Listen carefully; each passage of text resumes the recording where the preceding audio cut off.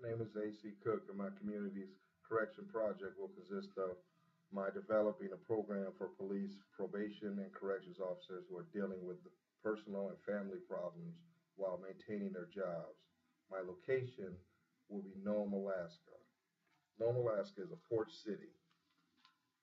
The Recreation Center is where I would propose to have a program to help these police, corrections, parole, and probation officers. My mission statement and objectives. This program will be called the Port of Healing. The mission statement for the Port of Healing is to protect and preserve the emotional well-being of those men and women who protect and serve our community. The objectives of the program will be to help members of law enforcement and corrections officers to build their confidence, strength in marriages, become better parents, and decrease stress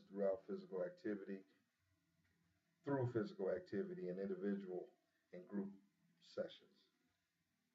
The proposal is the Port of Healing will be located in the Recreation Center of Nome. It will offer different classes on Monday, Wednesdays, and Saturdays. Members can sign up for whatever services pertains to them. They can sign up for marriage seminars, helping with parenting, ways to decrease stress on and off the job, and how to decrease the risk of job burnout.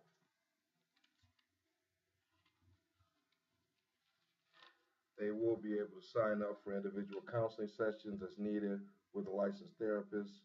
For this reason, it will be held at the rec center. It is because the program will work with the recreation center to ensure that all participants are allowed to use the recreation center for free and be offered after hours times to ensure all members have a chance to utilize the benefits within.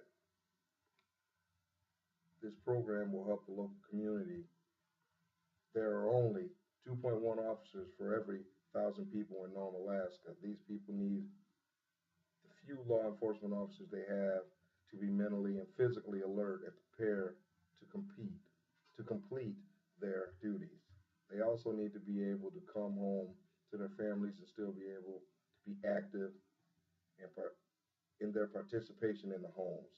The community should welcome and support the program because they need people who protect and serve them to be protected and served as well. Most police officers and other members of corrections put themselves on the back burner while they serve their communities. Taking some time out for their own mental and physical well-being is vital to them being the best person they can be in all aspects of life. We would have a psychologist. The person will be responsible for and analyzing the initial intake of all people that would request whether or not they are will request their services, whether or not they are individual counseling, group therapy sessions, and training classes.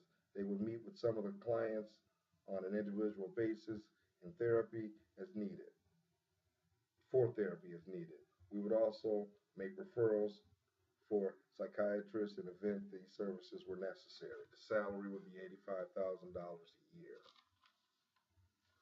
We would have a therapist. The person will be responsible for meeting clients on an individual basis and would also be the facilitator for the group therapy sessions. Salary $60,000. We'd have an office manager slash receptionist.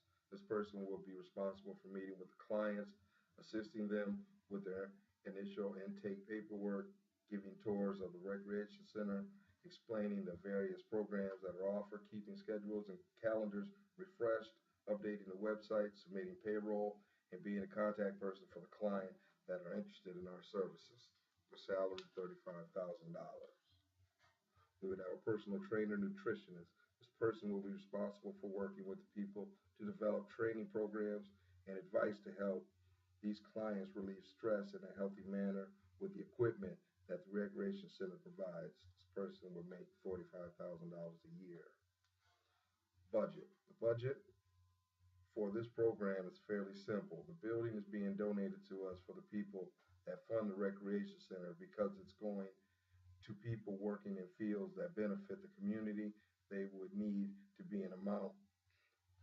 There would be a need for amount for approximately $5,000 to furnish the room that will be used for group therapy, the offices of the social worker and the therapist, and the main office or reception area to have a desk and furniture. Another $5,000 would be used to get the computers needed and to purchase phone systems that is separate from the recreation center to take calls and schedule appointments. Cleaning and help items will be a part of the responsibility of the recreation center.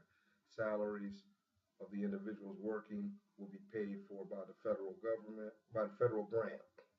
Due to the fact that all of the people being seen are state and city employees, there is no need to have medication or therapy billed to them. All services will be paid for by their insurance companies or the grant money that came in from the purpose of paying a salary.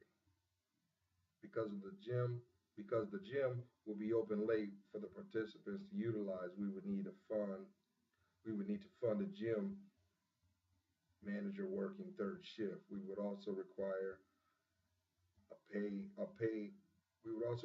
pay a portion of the electric bill because we would be using more electricity and have lights and equipment running during non-business hours recreation center for the recreation center. Payroll for the third shift attendant would be probably a total around $15,000, and our portion of the electric bill would cost approximately $5,000 each year. All of these expenses would need to be covered by grant monies. An extra $15,000 would be requested for quarterly family events that the participants could attend, bring family members, and learn new things while building relationships with people in similar situations in the community. Community reaction. I believe the program will have a positive influence on the people of Nome, Alaska, and I believe that our proposed idea would be a success. The program like this in the past has not been successful according to our findings, but I think we can change that by ensuring that we are constantly evolving our program to meet the changing needs of corrections officers and police officers as it pertains to their mental and or physical health and well-being. The majority of the people we surveyed said they would support the program, with 10% more being unsure about whether or not they would give their support. I believe that the 10% could be swayed to give support if they had a chance to ask questions of their own and to see a program like this that could benefit their community.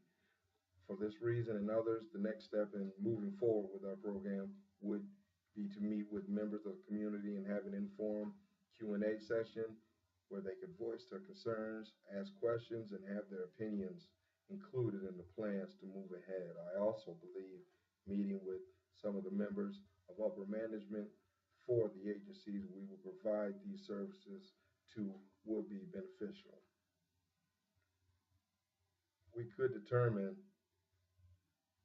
what the concerns are of the employees and individuals, some of them finding in our community meeting, so that the people could see how a program like this could benefit not only employees in the community, but the attitude and disposition of prisons, jails, and the way local law enforcement deals with the community once they have the support system they need in place. Evaluations.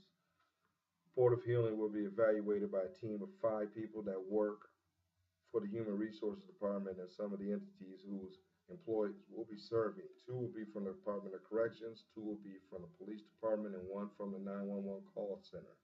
These 5 individuals will come together quarterly to review the success of the program. The success will be determined by the following criteria: how many people are enrolled in the program in any capacity, how our participants have rated our services on their quarterly reviews, how our budget is being used, and if the monies we requested from grants are being appropriated in the correct manner, and the community feedback form.